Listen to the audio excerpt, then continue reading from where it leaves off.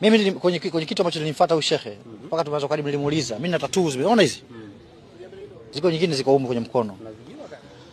Na nilipaka shida sana nikawa nacha udhu kwa sababu kuna watu wananiona.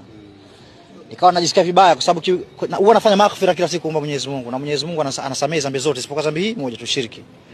Kwa hiyo sina hofu ya kusamehewa dhambi ya kuchora tattoo. Na ni moja kati ya kitu ambacho najutia kweli kweli. Yaani najutia nikiwa nalia, na leo najutia kwenye kamera kwa sababu najua kuna vijana wananiangalia. Sasa wakawa labda wanamtamani Kalisa yule kwa bwana. Najutia kwenye kamera kwa Allah mpaka kwenye kamera kama kuna kijana anaona si kitu ambacho sawa. Hii mwili sisi tumeazimwa sio yetu. Allah amekuazimu, unarudisha umwili. Kuna kufuta siku hizi vipi? Kama kuna kufuta kuna teknolojia ya kufuta sawa, lakini nimefuatilia nimeona bado hakuna sehemu ya moja kwa moja, lakini inshallah nitakuipa kwenye process. Sifikiri kuongeza tattoo, sitaki kuvaa hereni, niko na vitu vingi navaa, sivai siku hizi.